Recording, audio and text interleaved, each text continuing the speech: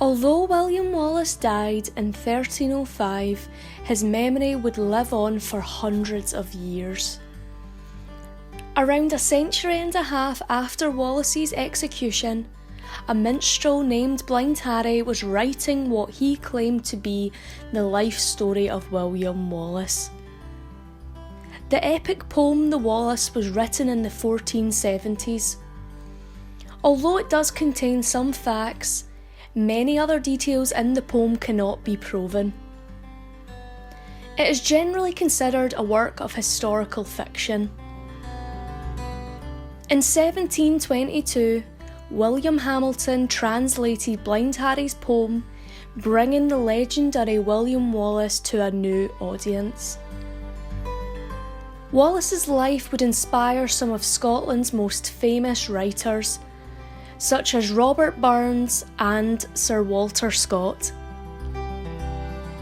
For many years, The Wallace was in fact one of the most popular books in Scotland, its presence in Scottish homes at one time rivalling the Bible and the work of Burns.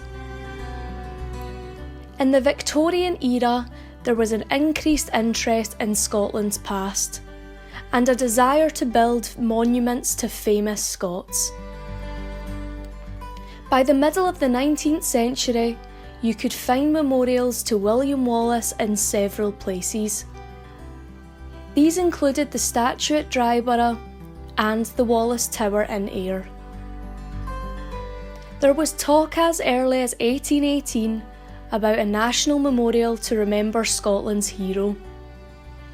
The location was also of great debate, with both Glasgow and Edinburgh being put forward. In the end, Stirling was chosen, as it was the site of Wallace's greatest success.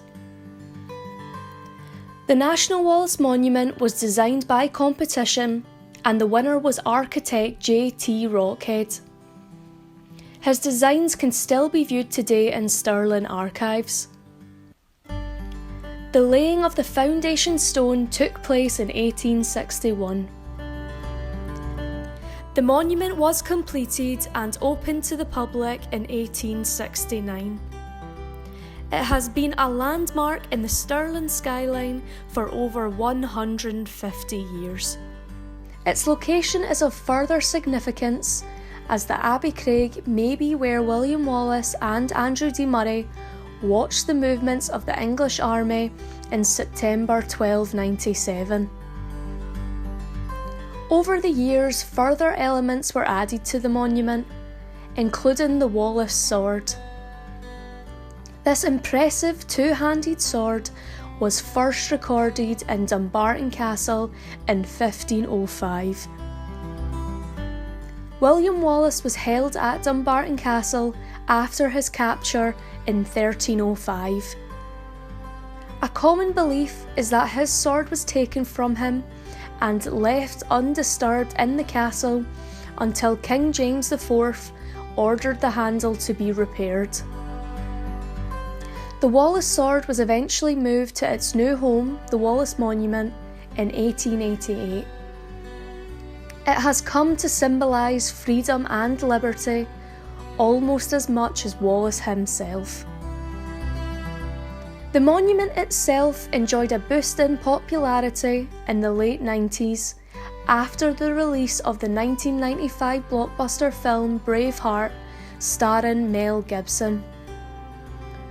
The American writer Randall Wallace was in part inspired by Blind Harry and a visit to Scotland to discover his Scottish roots.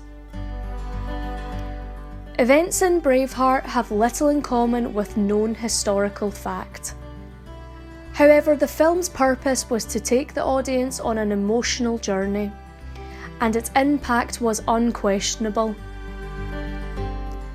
At the 68th Academy Awards in March 1996, Braveheart was nominated for 10 awards, winning 5.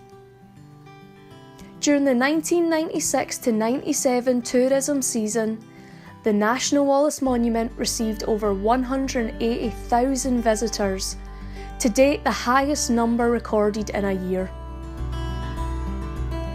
William Wallace is now celebrated not only in Scotland, but all over the world. There are statues of him as far away as Victoria, Australia, and Baltimore, USA.